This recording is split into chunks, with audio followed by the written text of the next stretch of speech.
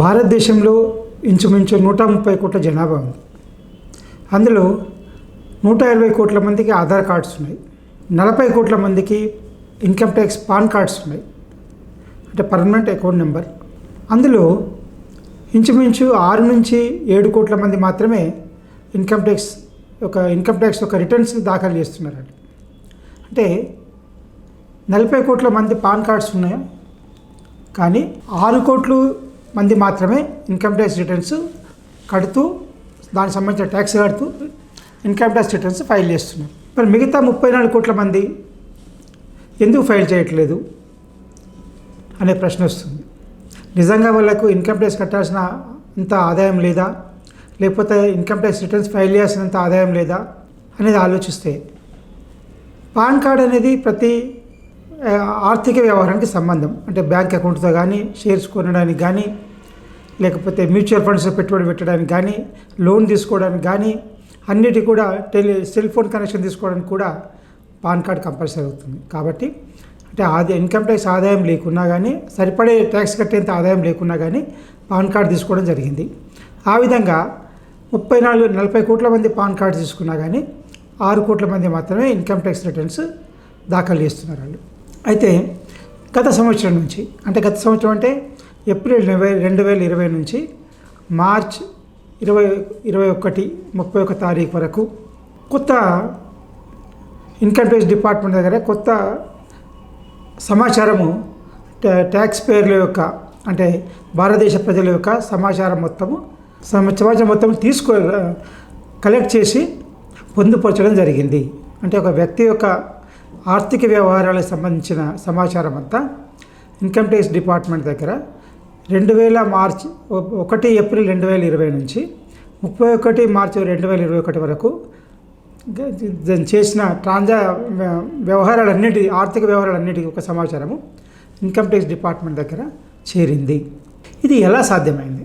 ఎందుకంటే ఇంతకుముందు income tax act వచ్చింది 60 సంవత్సరాల క్రితము వచ్చిన ఇన్కమ్ ట్యాక్స్ యాక్ట్కి ఇప్పటికీ చాలా మార్పు వచ్చింది. ఇంతకుముందు పేపర్తో ఫైల్ చేసేవాళ్ళము, పేపర్తో వాళ్ళు వెరిఫై చేసేవాళ్ళు, తర్వాత అసెస్మెంట్ కంప్లీట్ అయ్యేది. కానీ ఇప్పుడు మొత్తం డిజిటలైజేషన్ అయిన తర్వాత ఆన్లైన్ ఫైలింగ్, ఫేస్లెస్ అసెస్మెంటు వల్ల మనకు ఎవరు మన ఫైల్ చూస్తారు, ఎవరు చేస్తారు అనే విషయం తెలియదు. అయితే మనకు కొన్ని విషయాలు తెలుసుకోవాలి. మనకేంటంటే చాలామందికి ఇన్కమ్ ట్యాక్స్ అనేసరికి కోట్లు సంపాదించిన వాళ్ళు, ప్రాపర్టీస్ ఉన్నవాళ్ళు, వ్యాపారాలు చేసేవాళ్ళు మాత్రమే ఇన్కమ్ ట్యాక్స్ రిటర్న్ ఫైల్ చేయాలి, మిగతా వాళ్ళు అవసరం లేదు అనే మిగతా వాళ్ళు ఇన్కమ్ ట్యాక్స్ రిటర్న్స్ ఫైల్ చేసిన అవసరం లేదని ఒక ఆలోచన ఉంది. దీని నుంచి మనము బయటపడాల్సిన అవసరం ఉంది. ఎందుకంటే ప్రతి వ్యక్తి కూడా తన యొక్క ఆదాయం 2.5 లక్షల సంవత్సరానికి దాటిందంటే ఇన్కమ్ ట్యాక్స్ రిటర్న్ ఫైల్ చేయాల్సిన అవసరం ఉంటుంది. దాంతోపాటు ట్యాక్స్ కట్టాల్సిన అవసరం ఉంటే కట్టాలి, కట్టే అవసరం లేకపోతే రిటర్న్ మాత్రం ఫైల్ చేయాలి. ఇది కంపల్సరీ అన్నమాట. అయితే మనం సరిగా ఇన్కమ్ ట్యాక్స్కి చూపించకపోతే ఏం జరుగుతుంది అనేది అనుమానం. మనం చూపించకపోతే ఏం చేయలేం కదా, డిపార్ట్మెంట్కి ఎలా తెలుస్తుంది అని చాలామందికి ఒక అపోహ ఉంటుంది. అంటే ఇప్పుడున్న డిజిటలైజేషన్ వల్ల, ఇప్పుడున్న కమ్యూనికేషన్, ఇన్ఫర్మేషన్ షేరింగ్ వల్ల ప్రతి వ్యక్తి యొక్క ఆర్థిక వ్యవహారాలకు సంబంధించిన సమాచారం అంతా ఇన్కమ్ ట్యాక్స్ డిపార్ట్మెంట్ దగ్గరికి చేరుతుంది. అది ఎన్ని విషయాల్లో, ఎన్ని వ్యవహారాల్లో, ఆర్థిక వ్యవహారాల్లో సమాచారం చేరుతుందని తెలుసుకుందాం. ఒకటి, శాలరీస్. ఒక వ్యక్తి తన ఆదాయం కొరకు ఉద్యోగం చేయొచ్చు, వ్యాపారం చేయొచ్చు, వృత్తి చేయొచ్చు, ప్రొఫెషన్ చేయొచ్చు, ఏమైనా చేయొచ్చు. అయితే జీతాలు ఎక్కడైతే ఒక వ్యక్తి జీతం శాలరీ తీసుకుంటాడంటే ఇతని శాలరీ ఇచ్చే అతను ఇన్కమ్ ట్యాక్స్ ఆఫీస్కి ఇతనికి ఇంత శాలరీ ఇస్తున్నాడు, నెలకింత, ఈయన డీటెయిల్స్ ఇవి, ఈయన అకౌంట్లో ఇంత ఉంది, ఇంత ఇస్తున్నాడని చెప్పిన ఇన్కమ్ ట్యాక్స్ డిపార్ట్మెంట్కు ఆ డీటెయిల్స్ పంపిస్తుంటాడు. అది టీడీఎస్ రిటర్న్స్ ద్వారా కావచ్చు, డీటెయిల్స్ పంపిస్తుంటాడు. తర్వాత రెంట్స్, అద్దెలు. మనం అనుకుంటే వ్యాపారం మనం చేసినప్పుడు మనం ఒక షాప్ ఇచ్చాం, కిరాయికి ఇచ్చాం, అతనికి నెలకు 10,000 అతనికి ఇస్తున్నాడు. అయితే ఆయన 10,000 నెలకు ఆయన ఇన్కమ్ ట్యాక్స్ లెక్క 10,000 ఖర్చు చూపించినప్పుడు ఆయన ఖర్చు ఎవరికి ఇచ్చారని ఇక్కడ చూపించాల్సిన అవసరం ఉంటుంది. అంటే అదే మాదిరిగా ఈయన యొక్క ఎవరికైతే కిరాయి ఇస్తున్నాడో అతని ఆ యొక్క యజమానికి ఆ యొక్క వ్యాపార సముదాయ యజమానికి ఆయన యొక్క పాన్ కార్డ్ నెంబరు ప్లస్ ఆయన ఒక అకౌంట్ కార్డ్కి ఎంత పేమెంట్ చేస్తున్నామని డీటెయిల్స్ ఇన్కమ్ ట్యాక్స్ డిపార్ట్మెంట్ పంపిస్తాడనమాట. అంటే అద్దెలు ఇప్పుడు రెంట్స్ పేమెంట్స్ చేసిన వాళ్ళందరూ కూడా ఈ వ్యక్తికి ఇంత కిరాయి ఇచ్చాము అని చెప్పి ఇన్కమ్ ట్యాక్స్ డిపార్ట్మెంట్ పంపిస్తారు. Next dividends. ప్రతి కంపెనీ తమకు వచ్చిన లాభాల నుంచి కొంత భాగాన్ని వాటాదారులకు పంచుతుందన్నమాట.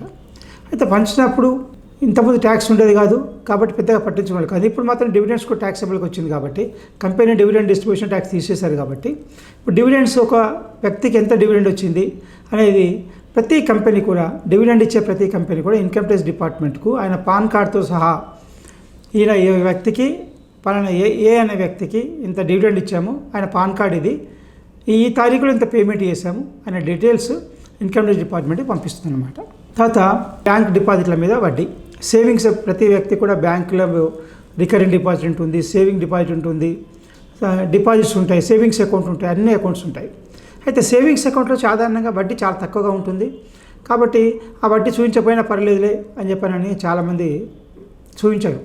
కానీ బ్యాంక్ మాత్రం మీకు 100 రూపాయలు ఇచ్చినా 1500 ఇచ్చినా 15,000 ఇచ్చినా కానీ బ్యాంక్ ఈ ఒక పలానా సేవింగ్ అకౌంట్ ఖాతాదారికి ఇంత వడ్డీ చెల్లించాము అని ఇన్కమ్ ట్యాక్స్ డిపార్ట్మెంట్కి పంపిస్తుంది.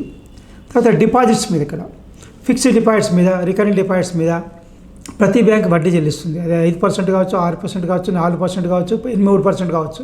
ఆ ప్రతి ఒక్క ఏ వ్యక్తికి ఏ వ్యక్తికి ఎంత వడ్డీ చెల్లించాము, వాళ్ళ అకౌంట్లో ఎంత జమ చేశాము అంటే ఒకవేళ వాళ్ళు డిపాజిట్దారు తను ఆ ఎక్కువ అమౌంట్ వడ్డీని డ్రా చేసుకోకపోయినా కానీ ఆయన అకౌంట్లోకి వచ్చిందంటే ఆయన చేరినట్టే. కాబట్టి ఆయన అకౌంట్లో ఎంత జమ చేశాము అనే వివరాలని ప్రతి బ్యాంక్ కూడా ఇన్కమ్ ట్యాక్స్ డిపార్ట్మెంట్కు పంపిస్తుంది. తర్వాత ఇంట్రెస్ట్. వేరే వాళ్ళకి మనం అప్పులు ఇచ్చామనుకోండి, పర్సనల్గా అప్పులు ఇచ్చాము, ఒక వ్యాపారంలో అప్పులు ఇచ్చాము, అతను వ్యాపారం చేసుకోవడానికి అప్పులు ఇచ్చాము. ఆయన ఏం చేస్తాడు, మనకు ఇంత వడ్డీ ఇస్తుంటాడు. ఆ వడ్డీ ఇచ్చినప్పుడు ఆ ఇచ్చిన అతను ఏం చేస్తుంటే పలానా అతనికి ఇంత వడ్డీ ఇచ్చాను, ఆయన పాన్ కార్డు ఇది, ఆయన ఖర్చు చూపించుకోవాలి కాబట్టి ఆయన ఖర్చులో రాయాలి కాబట్టి ఆయన మనకు ఎవరికి వడ్డీ ఇచ్చారని పేరు, ఆయన PAN number income tax department పంపిస్తుంటాడు. చాలామంది ఏమనుకుంటారంటే ఆయన పర్సనల్గా ప్రైవేట్గా ఇచ్చిన అప్పుల గురించి ఎక్కడ సమాచారం ఉండదు కాబట్టి చూపించకపోయినా పర్వాలేదు అని అనుమానం ఉంటుంది. కానీ చాలాసార్లు ఏమవుతుందంటే మనము చెక్ ద్వారా లోన్ ఇస్తాం, ఒకరికి 5 లక్షలు లోన్ ఇచ్చాం వ్యాపారం చేసుకోవడానికి. ఆయన 5 లక్షలు లోన్ తీసుకుంటే ఏం చేస్తాడు, 5 లక్షల మీద మనకు ప్రతి సంవత్సరం వడ్డీ ఇస్తుంటాడు. ఆ వడ్డీ ఇచ్చినప్పుడు ఆయన అకౌంట్లో ఖర్చు రాశారు, ఇంత వడ్డీ ఇచ్చాను చెప్పని, ఆ వడ్డీకి ఇంత ఇచ్చాను అని చెప్పని ఇచ్చినప్పుడు మన అకౌంట్లో మనకు ఆయన డీటెయిల్స్ ఇచ్చినప్పుడు మన యొక్క ఆదాయం పెరిగిపోతుంది. కాబట్టి ఏ వ్యక్తి అయితే వడ్డీ ఇస్తాడో ఆ వ్యక్తి ఎవరికి ఇచ్చాడో ఆయన యొక్క వివరాలు పంపిస్తాడు కాబట్టి ఇన్కమ్ ట్యాక్స్కి అది చేరుతుందన్నమాట. ఇన్కమ్ ట్యాక్స్కి ఆ వ్యక్తి యొక్క వివరాలు ఎవరికి వడ్డీ చెల్లించాడో వ్యక్తి యొక్క వివరాలతో ఇన్కమ్ ట్యాక్స్ డిపార్ట్మెంట్కి చేరుతుంది, పంపిస్తాడనమాట అతను. తర్వాత ఇన్కమ్ ట్యాక్స్ రిఫండ్ కొన్నిసార్లు ఇప్పుడు చాలాసార్లు ఏమవుతుందంటే టీడీఎస్ జరుగుతుంది. టీడీఎస్ జరిగినప్పుడు ఒక్కోసారి వేరే డిడక్షన్స్ వచ్చినప్పుడు కానీ లేకపోతే తక్కువగా వచ్చినప్పుడు కానీ రీఫండ్ వచ్చే అవకాశం ఉంది ప్రతి ట్యాక్స్ పేయర్కు. కొన్నిసారి అడ్వాన్సెస్ కడతాం, అనుకోకుండా ఎక్కువ కట్టినప్పుడు ఒక్కోసారి కూడా ఆదాయం తగ్గినా కానీ అడ్వాన్సెస్ కడతాం కాబట్టి అది కూడా రీఫండ్ వచ్చే అవకాశం ఉంటుంది. టీసీఎస్ ట్యాక్స్ కలెక్టెడ్ సోర్స్ కూడా మనకు సరుకు అమ్మేతను మన టీసీఎస్ చేస్తే ట్యాక్స్ పట్టుకొని ఇస్తాడు కాబట్టి ఆ అమౌంట్ కూడా వాళ్ళ దగ్గర ఉంటుంది కాబట్టి అది రీఫండ్ తీసుకున్నప్పుడు దాని మీద ఇంట్రెస్ట్ వస్తుంది. అంటే డిపార్ట్మెంట్ మనకు రీఫండ్ మీద ఇంట్రెస్ట్ ఇస్తుంది. మనం 1 లక్ష రూపాయలు రీఫండ్ ఇచ్చేది అనుకోండి, దాని మీద ఇంట్రెస్ట్ ఇస్తుంది. అది 6,000 కావచ్చు, 3,000 కావచ్చు, 4,000 కావచ్చు, 8,000 కావచ్చు. ఆ ఇంట్రెస్ట్ కూడా ఇన్కమ్ డిపార్ట్మెంటే ఇస్తుంది కాబట్టి ఇన్కమ్ డిపార్ట్మెంట్ దగ్గర మనకు సంబంధించిన వివరాలు ఇన్కమ్ ట్యాక్స్ డిపార్ట్మెంట్ దగ్గర ఉంటాయి. తర్వాత rent from plant and machinery. Suppose ఇప్పుడు ఏముంటుందంటే ఒక వ్యక్తి రైస్ మిల్లే ఉంటుంది అనుకోండి, ఆయన వ్యాపారం చేస్తుంటాడు, భూమి కొన్నాడు, షెడ్ కట్టాడు, మెషినరీ ఫిట్ చేశాడు, వ్యాపారం చేశాడు. కానీ ఆయనకి ఎందుకో బాగా అనిపించలేదు, వ్యాపారం చేయాలనిపించలేదు, అది మొత్తం కిరాయికి ఇచ్చేస్తాడు, లీజ్ రెంట్. ఆ రెంట్కి ఇచ్చినప్పుడు ఎవరైతే వ్యాపారం చేయడానికి తీసుకుంటారో వాళ్ళు ఈ యొక్క యజమానికి ఇంత అద్దె చెల్లించాము, మెషినరీకి ఇంత, బిల్డింగ్కి ఇంత అని చెప్పని తప్పిసలు ఇవ్వచ్చు, లేకపోతే మొత్తం కలిపి ఇంత ఇచ్చామని కూడా ఆ డీటెయిల్స్ ఇన్కమ్ ట్యాక్స్ డిపార్ట్మెంట్కు పంపిస్తారు. ఆ విధంగా ఆ యొక్క యజమాని యొక్క ఎంత ఆదాయం వచ్చింది, అద్దె ఎంత, రెంట్ ఎంత వచ్చింది అనే డీటెయిల్స్ ఇన్కమ్ ట్యాక్స్ డిపార్ట్మెంట్ దగ్గర ఉంటాయి. ఇంకా అదే మాదిరిగా మనం ఎంతోమంది లాటరీ టికెట్స్ కొంటుంటారు. లాటరీ తీసుకొని ఒక 1,00,000 మంది లాటరీ వేసుకుంటే ఒకరికి మాత్రమే లాభం వస్తుంది, ఒకరికే అలా ఒక లాటరీ తగులుతుంది. ఆ లాటరీ తగిలినప్పుడు ఏమవుతుందంటే ఆ లాటరీ ప్రైజ్ మనీ ఇచ్చే కంపెనీ, ప్రతి కంపెనీ కూడా ఇన్కమ్ ట్యాక్స్ పట్టుకుంటుంది. 33% పట్టుకొని మిగతా డబ్బు మాత్రమే 67,000 మాత్రమే ఆ యొక్క లక్కీ లాట్లో గెలిచిన తిరిగి పంపిస్తుంది. అప్పుడు ఆయనకి అమౌంట్ పంపించినప్పుడు డైరెక్ట్ ఆయన బ్యాంక్ అకౌంట్ పంపిస్తారు కాబట్టి ఆయన ఒక పాన్ కార్డ్ అవన్నీ తీసుకొని ఆ pan details income tax department పంపిస్తుంది. తర్వాత రేసులు, చాలామందికి విలాసవంతమైన రేసులు వెళ్ళే అలవాటు ఉంటుంది. ఆ అలవాటు ఉన్న వాళ్ళకు కూడా రేస్ గుర్రాల్లో కూడా వాళ్ళకు వచ్చిన ఆదాయం ఎంత, వాళ్ళకు రేసు ఆటం వరకు లాభం వచ్చి ఉండొచ్చు, ఆ రేసు ఆర్గనైజ్ చేసే కంపెనీ వీళ్ళకి ఎంత లాభం పంచారు అనేది కూడా ఇన్కమ్ ట్యాక్స్ డిపార్ట్మెంట్ పంపిస్తుంది. తర్వాత చాలామంది ఉద్యోగస్తులు కానీ మిగతా వాళ్ళు కానీ కొంత సేవింగ్స్ పర్పస్ కూడా పిఎఫ్లో డిస్ట్రిబ్యూట్ చేస్తుంటారు, మన ప్రావిడెంట్ ఫండ్లో జమ చేస్తుంటారు. అయితే ఎప్పుడైతే ప్రావిడెంట్ ఫండ్ మనం విత్డ్రా చేసుకున్నప్పుడు కొన్ని షరతులకు లోబడి అది ట్యాక్స్లోకి వస్తుంది, ట్యాక్స్ కట్టాల్సిన అవసరం ఉంటుంది. కాబట్టి ఆ డీటెయిల్స్ అన్నీ ప్రావిడెంట్ ఫండ్ ఏదైతే మేనేజ్ చేస్తున్న అకౌంట్ అథారిటీ ఉంటుందో, provident fund authority income tax డిపార్ట్మెంట్కు ఈ యొక్క వ్యక్తి ఇంత ప్రావిడెంట్ ఫండ్ నుంచి విత్డ్రా చేసుకున్నాడు, ఇంత ఇంట్రెస్ట్ ఇంత చేసుకున్నాడు చెప్పి డీటెయిల్ ఇన్కమ్ ట్యాక్స్ డిపార్ట్మెంట్కి పంపిస్తుంది. తర్వాత చాలామంది ఇప్పుడు ఈ మధ్య పెట్టుబడులు, మ్యూచువల్ ఫండ్స్ కానీ, సిస్టమేటిక్ ఇన్వెస్ట్మెంట్ ప్లాన్ అని, వీటన్నిటిలో డెట్ ఫండ్స్ కానీ, గ్రోత్ ఫండ్స్ కానీ ఇలాంటి వాటన్నిటిలో పెట్టుబడి పెడుతుంటారు. ఎందుకంటే కొందరికి షేర్ వ్యాపారం చేయలేని వాళ్ళు, అంత అనుభవము జ్ఞానము లేని వాళ్ళు మ్యూచువల్ ఫండ్స్లో పెట్టుబడి పెడుతుంటారు. మ్యూచువల్ ఫండ్స్లో యూనిట్స్లో పెట్టుబడి పెడుతుంటారు, గ్రోత్ ఫండ్లో, సిస్టమేటిక్ ఇన్వెస్ట్మెంట్ ప్లాన్లో పెడుతుంటారు. ఆ రిస్క్ అద్దనుకున్న వాళ్ళు డెట్ ఫండ్స్లో పెడుతుంటారు. అయితే ఈ యొక్క వ్యవస్థలన్నీ కూడా మ్యూచువల్ ఫండ్స్ కానీ, సిస్టమేటిక్ ఇన్వెస్ట్మెంట్ ప్లాన్ కానీ, డెట్ ఫండ్స్ కానీ వీళ్ళన్నీ కూడా ఇన్కమ్ ట్యాక్స్ డిపార్ట్మెంట్కి వాళ్ళు ఎంత ఇంట్రెస్ట్ ఇచ్చాము లేదా ఎంత డివిడెండ్ ఇచ్చాము అనే విషయాన్ని ఇన్కమ్ ట్యాక్స్ డిపార్ట్మెంట్కి పంపించడం జరుగుతుంది. తర్వాత భారతదేశంలో లేని వాళ్ళు కూడా ఉంటారు, అంటే నాన్ రెసిడెంట్ ఇండియన్స్, ఇక్కడ నుంచి వెళ్ళిపోయి ఎక్కడో అమెరికాలో కానీ, ఇంగ్లాండ్లో కానీ అక్కడ ఉన్న వాళ్ళు ఉంటారు. వాళ్ళకు ఇక్కడ ఉన్నప్పుడు ఒక వ్యాపారం చేస్తుంటారు, లేదా పెట్టుబడి డిపాజిట్ చేస్తుంటారు. అయితే అప్పుడు వాళ్ళకు వచ్చిన వడ్డీ కూడా ట్యాక్సబుల్ అవుతుంది.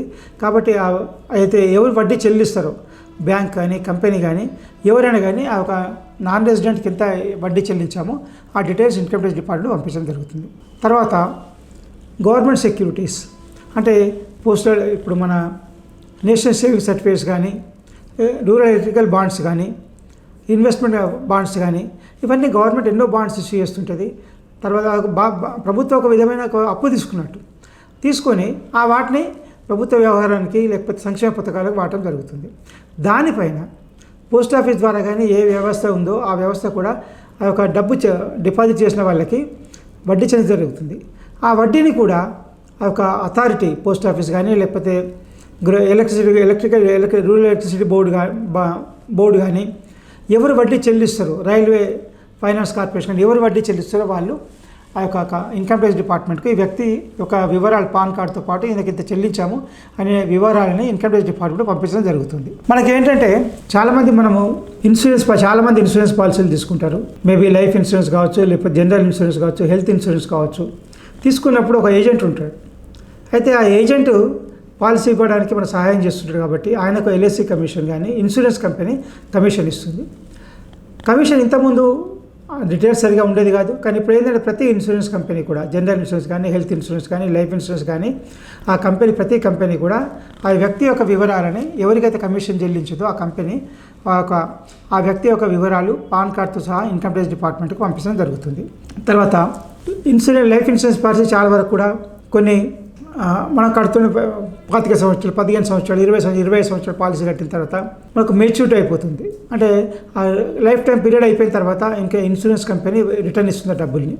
ఆ రిటర్న్ ఇచ్చే డబ్బుల విషయాలు కూడా ఇన్కమ్ ట్యాక్స్ డిపార్ట్మెంట్కు ఆ యొక్క డీటెయిల్స్ వివరాలు పంపించడం జరుగుతుంది. దానివల్ల ఏమవుతుందంటే ఇన్సూరెన్స్ కంపెనీ మనం ఎంత కట్టాము, ఎంత ఇచ్చా ఇన్కమ్ ట్యాక్స్ ఇన్సూరెన్స్, సపోజ్ మనం ఒక 2 లక్షలు కడతాము సంవత్సరం, 10,000 సంవత్సరాలు, 20 సంవత్సరాలు బట్టి ఇన్సూరెన్స్ కంపెనీ 5 లక్షలు రిటర్న్ ఇస్తుంది. ఎందుకంటే వాటిపైన వచ్చిన లాభాన్ని లేకపోతే వాటిపైన వచ్చిన డివిడెండ్ కలుపుకొని, బోనస్ కలుపుకొని 5 లక్షలు ఇచ్చింది అనుకోండి. అయితే 2 లక్షలు కట్టిన మన 2 లక్షలు వచ్చింది 5 లక్షలు.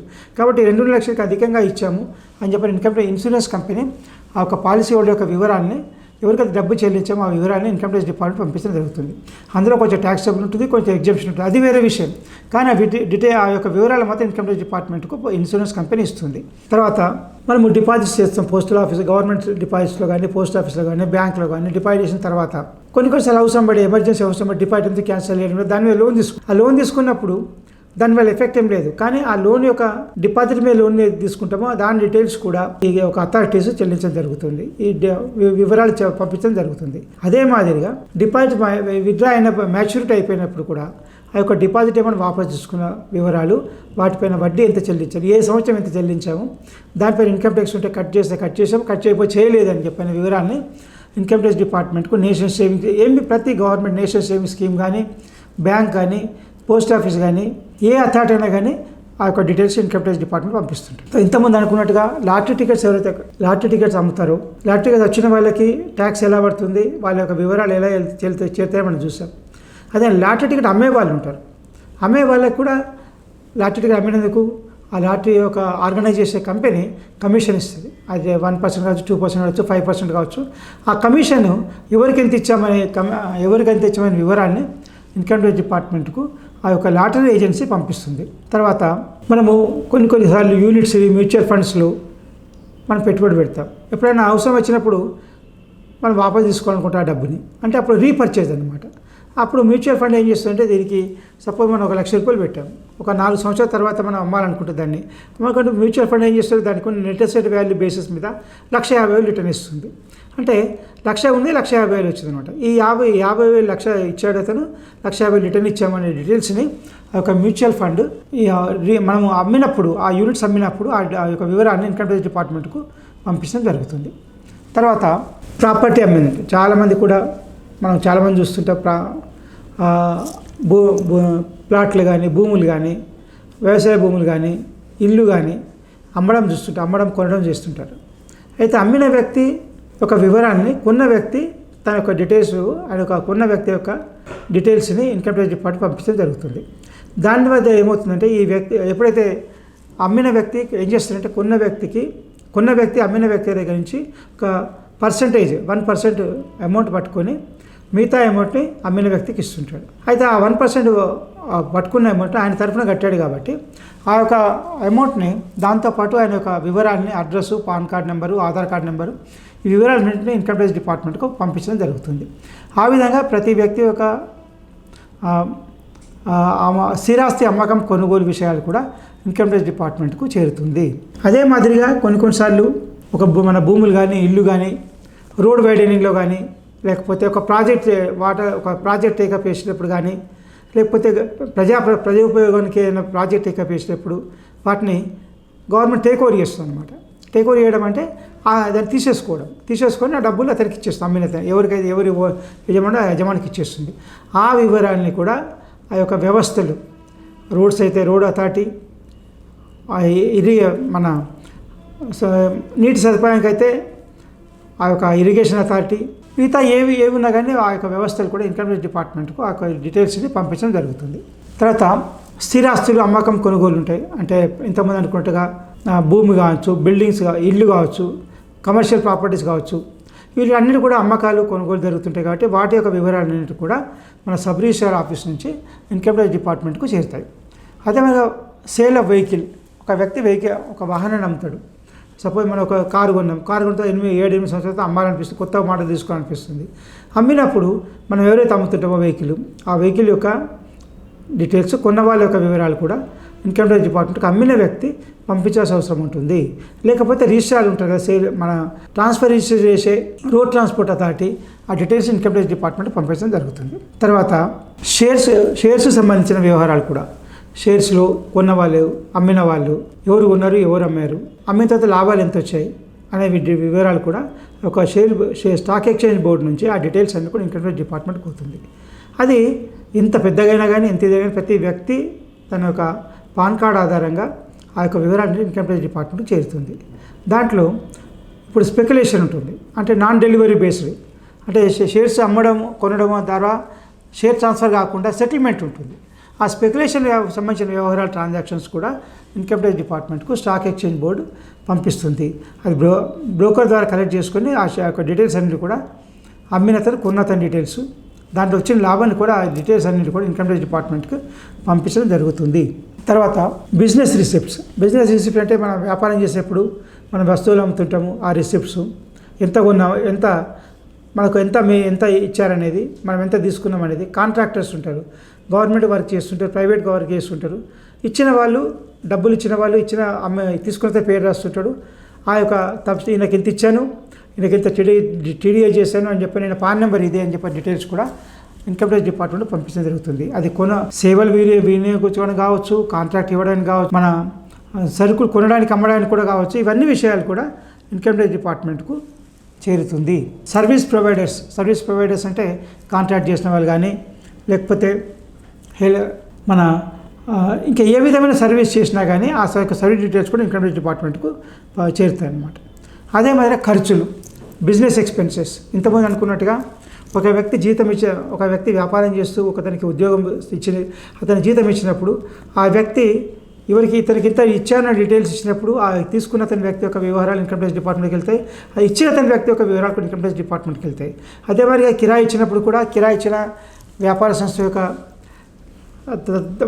వాళ్ళ డీటెయిల్స్, ఇచ్చిన వాళ్ళు తీసుకున్న ఏ యజమానికి ఇచ్చామో భవన సముదాయ యజమానికి ఇచ్చిన డీటెయిల్స్ కూడా ఇన్కమ్ ట్యాక్స్ డిపార్ట్మెంట్కు ఆ యొక్క వ్యాపార సంస్థ పంపించడం జరుగుతుంది అనమాట.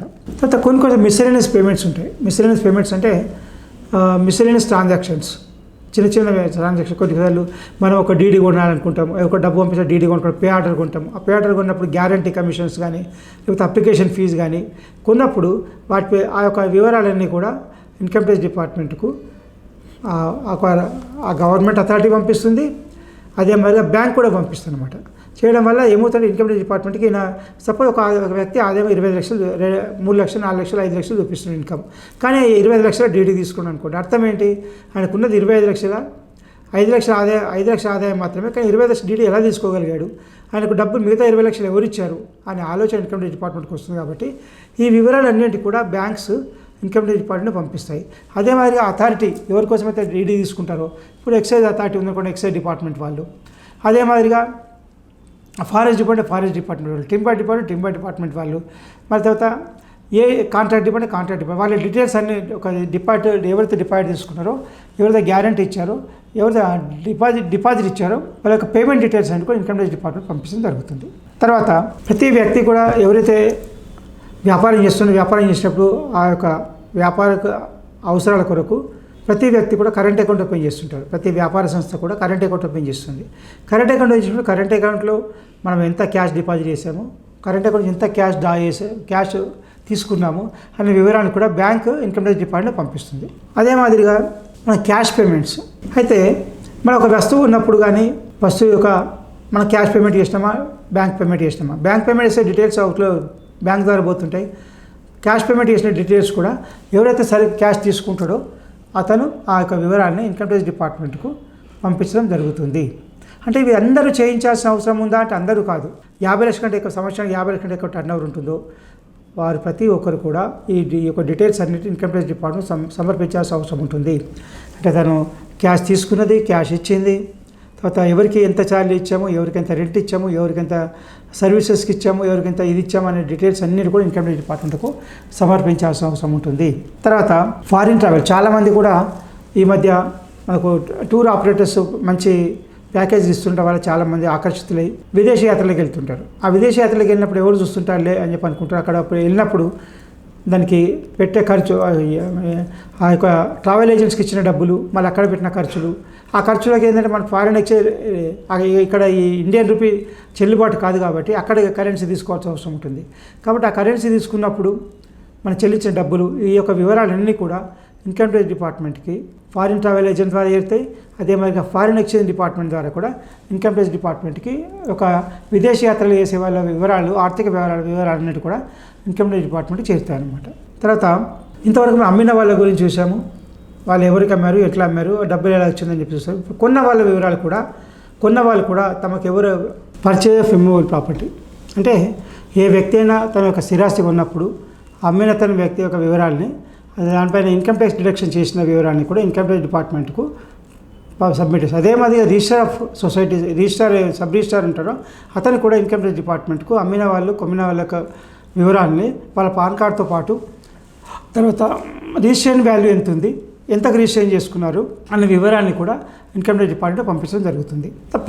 ఒకటి వెహికల్ కొన్నవాళ్ళు, ఇంతకుముందు అమ్మిన వాళ్ళ గురించి తెలుసుకుని ఇప్పుడు కొన్నవాళ్ళు కూడా ఎవరి దగ్గర అయితే వాహనం కొన్నారో, కారు కావచ్చు, లేకపోతే బస్ కావచ్చు, వెహికల్ కావచ్చు, ఏదైనా కానీ ఈవెన్ 2 వీలర్స్ కూడా కొన్నవాళ్ళు ఒక విలువ దాటితే మాత్రం కంపల్సరీ ఇన్కమ్ ట్యాక్స్ డిపార్ట్మెంట్కు పంపించాల్సిన అవసరం ఉంటుంది.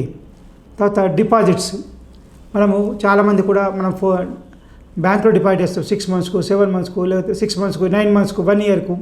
ఆ డిపాజిట్ చేసినప్పుడు కూడా అయితే ఫిక్స్డ్ డిపాజిట్ సర్టిఫికేట్ తీసుకుంటామో ఆ డీటెయిల్స్ అన్నిటి కూడా ఇన్కమ్ ట్యాక్స్ డిపార్ట్మెంట్కు బ్యాంక్ పంపిస్తుంది. తర్వాత ఇంకొక అతి ముఖ్యమైన విషయం ఏంటంటే చాలామంది క్రెడిట్ కార్డు వాడుతుంటారు. ఒక్కొక్కరికి 4-5 క్రెడిట్ కార్డు నుంచి 10 క్రెడిట్ కార్డ్స్ కొన్న వాళ్ళు చూస్తాం. తర్వాత క్రెడిట్ కార్డ్స్ కూడా డెబిట్ కార్డ్స్ కూడా ఉంటాయి. అయితే ఒక వ్యక్తి యొక్క ఆదాయము సంవత్సరానికి 5 లక్షలు ఉందనుకోండి. అంటే ఆదాయం 5 లక్షలు ఉన్నప్పుడు ఆయన క్రెడిట్ కార్డుకి ఎంత ఉంటుంది? సపోజ్ ఆయనకు అన్ని బ్యాంకులు క్రెడిట్ కార్డ్స్ ఆఫర్ చేస్తాయి, అన్ని ఏజెన్సీ క్రెడిట్ కార్డ్స్ ఇస్తామంటారు. ఇచ్చేస్తే ప్రతి ఒక్క 2 లక్షలు 5 లక్షల క్రెడిట్ కార్డు ఇచ్చినా కానీ ఒక 10 బ్యాంకులు ఇచ్చినప్పుడు 50 లక్షలు అవుతుంది. ఆయన ఒక ట్రాన్సాక్షన్స్ ఎన్ని అయినాయి, ఆ క్రెడిట్ కార్డు వల్ల ఎన్ని ట్రాన్సాక్షన్స్ అయినాయి అనేది ప్రతి క్రెడిట్ కార్డు యొక్క కంపెనీ, అది బ్యాంక్ కావచ్చు, ఏ కంపెనీ అంటే ఆ కంపెనీ కూడా ఆ యొక్క క్రెడిట్ కార్డు యొక్క ట్రాన్సాక్షన్ విలువల్ని, డెబిట్ కార్డు యొక్క ట్రాన్సాక్షన్ విలువలన్నిటి కూడా ఇన్కమ్ ట్యాక్స్ డిపార్ట్మెంట్కి సబ్మిట్ చేయడం జరుగుతుంది. దీనివల్ల ఇన్కమ్ ట్యాక్స్ డిపార్ట్మెంట్కి ఏం తెలుస్తుందంటే ఈయన యొక్క ఆదాయం ఎంత, ఇలా ఖర్చు పెట్టింది ఎంత, ఆ యొక్క మిగతా గ్యాప్ ఏదైతుందో ఎక్కువ పెట్టాడా తక్కువ పెట్టాడా, ఎక్కువ పెట్టిందాక ఎక్కడి నుంచి వచ్చే డబ్బులు అనేవి వివరాలు తెలుసుకోవడానికి ఇన్కమ్ ట్యాక్స్ డిపార్ట్మెంట్కు చాలామంది క్రెడిట్ కార్డు వాడేవాళ్ళు, క్రెడిట్ కార్డు వాడేవాళ్ళు జాగ్రత్తగా ఉండాల్సిన అవసరం ఉంది. లేకపోతే ఏమైనా ఇన్కమ్ ట్యాక్స్ డిపార్ట్మెంట్ వాళ్ళు ఎట్టి పరిస్థితుల్లో కూడా ఇన్కమ్ ట్యాక్స్ గ్యాప్ ఏదైతే తక్కువ ఖర్చు ఎక్కువ ఆదాయం తక్కువ ఉన్నప్పుడు ఒక డిఫరెన్స్ మొత్తాన్ని కూడా ఆదాయంగా పరిగణించి ఆదాయం పైన 85% ట్యాక్స్ వేస్తారు. వాళ్ళు దానికి జాగ్రత్తగా ఉండాల్సి. అంటే ఇప్పుడు సపోజ్ మీరు ఒక ఆదాయం 5 లక్షలు ఉంది, 10 లక్షలు క్రెడిట్ కార్డ్ పేమెంట్ ఉన్నాయంటే 10 లక్షలు ఖర్చు పెట్టినట్టు. 10 లక్షలు ఖర్చు పెట్టినంటే 5 లక్షల ఆదాయం పైన 5 లక్షల పైన 85% ట్యాక్స్ పడుతుంది. కాబట్టి క్రెడిట్ కార్డు వాడేవాళ్ళు జాగ్రత్తగా ఉండాల్సిన అవసరం ఉంది. ఎందుకంటే ఇంతమందిలాగా విచ్చవిడిలాగా చేయలేము. భవిష్యత్తులో కూడా ఈ క్రెడిట్ కార్డు గురించి కూడా ఇన్ఫర్మేషన్ అంతా ఇన్కమ్ ట్యాక్స్ డిపార్ట్మెంట్ దగ్గర ఉంటుంది కాబట్టి తప్పించుకునే అవకాశం లేదు. కాబట్టి క్రెడిట్ కార్డు వాళ్ళు జాగ్రత్తగా ఉండాల్సిన అవసరం ఉంది. తర్వాత ఇంతకుముందు మనము చాలామంది కూడా మనం చాలామంది కొంత కదా బ్యాంక్ అకౌంట్స్ ఎన్ని ఉన్నాయో తెలియదు, ఏ అకౌంట్ ఎంత బ్యాలెన్స్ ఉందో వేరే విషయం. కానీ ఇప్పుడు ఈ బ్యాంక్ అకౌంట్లు ప్రతి బ్యాంక్ అకౌంట్ కూడా పాన్ కార్డు లింక్ అయిన తర్వాత, ఆధార్ కార్డు లింక్ అయిన తర్వాత ఈ వివరాలన్నీ కూడా ఏ వ్యక్తి ఒక ఖాతాలో ఎంత జమ ఉంది, ఎంత బ్యాలెన్స్ ఉంది అవుట్ స్టాండింగ్ అనే విషయం కూడా ఇన్కమ్ ట్యాక్స్ డిపార్ట్మెంట్కు ఆటోమేటిక్గా తెలిసిపోతుంది. బ్యాంకులు పంపిస్తుంటాయి కాబట్టి ఆటోమేటిక్గా వెళ్ళిపోతుంది. అంటే సాఫ్ట్వేర్ ఎలా ఏంటంటే బ్యాంకు నుంచి ఉన్న సాఫ్ట్వేర్, జిఎస్టీ నుంచి ఉన్న సాఫ్ట్వేర్ ఇన్కమ్ ట్యాక్స్ సాఫ్ట్వేర్కి అనుసంధానం చేయడం జరిగింది. ఈ విధంగా ప్రతి ఇన్ఫర్మేషన్ కూడా ఇన్కమ్ ట్యాక్స్కి ఆటోమేటిక్గా సిస్టమేటిక్గా వెళ్ళిపోతుంది. ఎలాంటి మాన్యువల్ ఇంటర్వెన్షన్ లేదు. అంటే వ్యక్తిగతంగా తప్పించడం కానీ, తగ్గించడం కానీ, తక్కువ చూపించడం కానీ, తప్పు చూపించడం కానీ అవకాశం లేదు. ఆటోమేటిక్గా సిస్టమ్ బేస్డ్ కాబట్టి ఆ యొక్క వివరాలు ప్రతి బ్యాంక్ అకౌంట్ ఎంత బ్యాలెన్స్ ఉందన్న వివరాలు ఇన్కమ్ ట్యాక్స్ డిపార్ట్మెంట్కు చేరిపోవడం జరుగుతుంది. తర్వాత ఎవరైనా కానీ ఏదైనా ఫండ్స్లో పెట్టుబడి పెట్టినప్పుడు వాటిపైన ఇన్వెస్ట్మెంట్ ఫండ్ కానీ, మ్యూచువల్ ఫండ్స్ కానీ, సిస్టమేటిక్ ఇన్వెస్ట్మెంట్ ప్లాన్ కానీ వీటన్నిటి కూడా ఇన్వెస్ట్మెంట్ పెట్టినప్పుడు సంవత్సరానికి ఇంత కానీ, లేదా 2 సంవత్సరానికి ఇంత కానీ ఒక కంపెనీ వాళ్ళకు డిస్ట్రిబ్యూట్ చేయడం జరుగుతుంది. ఆ డిస్ట్రిబ్యూట్ చేసిన వ్యక్తి ఎవరికి ఎంత పంపించామనే వివరాన్ని కూడా ఇన్కమ్ ట్యాక్స్ డిపార్ట్మెంట్ పంపించడం జరుగుతుంది. కాబట్టి ఈ వివరాలన్నీ ఇన్కమ్ ట్యాక్స్ డిపార్ట్మెంట్ దగ్గర ఉంటాయి. కాబట్టి ప్రతి వ్యక్తి కూడా ఇన్కమ్ ట్యాక్స్ రిటర్న్ ఫైల్ చేసేటప్పుడు ఈ వివరాలన్నిటిని తను వెరిఫై చేసి చూసుకోవాల్సిన అవసరం ఉంది. ఇన్కమ్ ట్యాక్స్ రిటర్న్ ఫైల్ చేసేటప్పుడు తన దగ్గర ఉన్నది తీసుకుపోవడం కాదు, తనకు సంబంధించిన వివరాలన్నీ ఇన్కమ్ ట్యాక్స్ డిపార్ట్మెంట్ దగ్గర ఏమున్నాయి అనేది తెలుసుకొని దాని ప్రకారం ఇన్కమ్ ట్యాక్స్ రిటర్న్ ఫైల్ చేస్తే భవిష్యత్తులో ఎలాంటి వివాదాలు లేకుండా మనశ్శాంతిగా ఉండే అవకాశం ఉంది. లేకపోతే మాత్రం వివాదాలు మొదలైనప్పుడు మాత్రం ఎవరు తగ్గించే అవకాశం ఉంది, ఎవరు తప్పించే అవకాశం. ఎందుకంటే మొత్తం ఫేస్లెస్ అయింది, సిస్టమ్ డిజిటలైజేషన్ అయింది కాబట్టి ఎవరు కూడా ఎలాంటి సహాయం చేసే అవకాశం ఉండదు. కాబట్టి ఆర్థిక వివరాలకు సంబంధించి ప్రతి వ్యక్తి కూడా జాగ్రత్తగా ఉండాలి. జాగ్రత్తగా అతని యొక్క ఆస్తి వివరాలని ఇన్కమ్ ట్యాక్స్ డిపార్ట్మెంట్ యొక్క వెబ్సైట్లో చూసుకోవాలి. దాని ప్రకారం ఇన్కమ్ ట్యాక్స్ రిటర్న్ ఫైల్ చేస్తూ సంబంధించిన ట్యాక్స్ కట్టేసి మనశ్శాంతి కొట్ట మంచిది. లేకపోతే మాత్రం ఏమైనా డిఫరెన్స్ ఉంటే కొన్నిసార్లు మిస్టేక్ జరిగి ఉండొచ్చు. ఆ మిస్టేక్ కూడా మనము ఛాలెంజ్ చేయొచ్చు. ఛాలెంజ్ చేసి కరెక్షన్ కోసం అడగచ్చు. కరెక్షన్ చేసిన తర్వాత కూడా రిటర్న్ ఫైల్ చేసి, లేకపోతే మన దగ్గర ఉన్న ఇన్ఫర్మేషన్తో రిటర్న్ ఫైల్ చేసి వాళ్ళ డిపార్ట్మెంట్ ఒప్పుకోనప్పుడు అప్పుడు దానికి ఛాలెంజ్ చేసే అవకాశం ఉంటుంది. కాబట్టి ఇన్కమ్ ట్యాక్స్ డిపార్ట్మెంట్ ఇంతకుముందులా కాకుండా ఇప్పుడు వ్యక్తి యొక్క సంబంధించిన అన్ని వివరాలు ఇన్కమ్ ట్యాక్స్ డిపార్ట్మెంట్ దగ్గర ఉంటాయి. ఆర్థిక వివరాలకు సంబంధించిన వివరాలన్నీ, ఇప్పుడు మీరు హాస్పిటల్ పేమెంట్ ఎంత చేస్తారో ఆ వివరాలు ఉంటుంది, వెహికల్ కొంటే వెహికల్ ఉంటుంది, క్రెడిట్ కార్డ్ పేమెంట్ ఉంటుంది, పెట్రోల్ కొంటే పెట్రోల్ డీటెయిల్స్ ఉంటాయి, ఎలక్ట్రిసిటీ కడితే ఎలక్ట్రిసిటీ బిల్స్ ఎన్ని కట్టారని ఉంటుంది. ఇవన్నీ వివరాలు, ఆస్తులు కొంటే ఆస్తుల వివరాలు ఉంటాయి, షేర్స్ కొంటే షేర్స్ డీటెయిల్స్ అన్నీ ఉంటాయి. ఇవన్నీ ఉంటాయి కాబట్టి ఎలాంటి కూడా తప్పించుకునే అవకాశం లేదు. కాబట్టి దాని విధంగా అవన్నీ వివరాలు చూసిన తర్వాత ఇన్కమ్ ట్యాక్స్ కంప్యూట్ చేస్తూ రిటర్న్ ఫైల్ చేసి ట్యాక్స్ కడితే మనశ్శాంతిగా ఉండే అవకాశం ఉంటుంది. మీకు మనశ్శాంతిగా ఉండొచ్చు, ప్రభుత్వానికి కూడా వివాదాలు తెచ్చుకోవాలని అవసరం ఉండదు. కాబట్టి అందుకనే ఆ దగ్గర ఉన్న ఇన్ఫర్మేషన్ మొత్తం ప్రజలకు ట్యాక్స్ పేర్ చూపిస్తుంది. దాని ప్రకారం రిటర్న్ ఫైల్ చేయమంటుంది.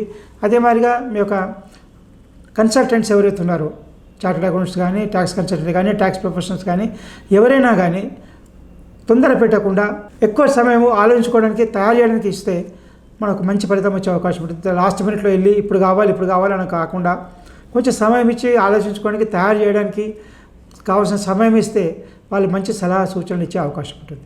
కాబట్టి ప్రతి పాన్ కార్డ్ హోల్డర్ జాగ్రత్తగా తన ఆర్థిక వ్యవహారాలని చూసుకోవాల్సిన అవసరం ఉంది. దానికి సంబంధించిన వివరాలని ఇన్కమ్ ట్యాక్స్ వెబ్సైట్లో చూసుకోవాలి. దాని ప్రకారం ఇన్కమ్ ట్యాక్స్ రిటర్న్ ఫైల్ చేసి మనశ్శాంతిగా ఉండొచ్చు. ఇది ఒక కొత్తగా 2020 నుంచి 2021 సంవత్సరానికి సంబంధించిన వివరాలన్నీ ఆర్థిక వ్యవహారాల డిపార్ట్మెంట్ దగ్గర ఉంటాయి. కాబట్టి ఆ వివరాలన్నింటినీ సమన్వయపరిచి ఇన్కమ్ ట్యాక్స్ రిటర్న్ తయారు చేసి ఫైల్ చేస్తే బాగుంటుంది. అందరికీ హ్యాపీగా, అందరికీ సంతోషంగా ఉంటుంది, మీరు సంతోషంగా ఉంటారు, డిపార్ట్మెంట్ సంతోషంగా ఉంటుంది, తర్వాత ప్రొఫెషన్స్ కూడా హ్యాపీగా ఉంటుంది.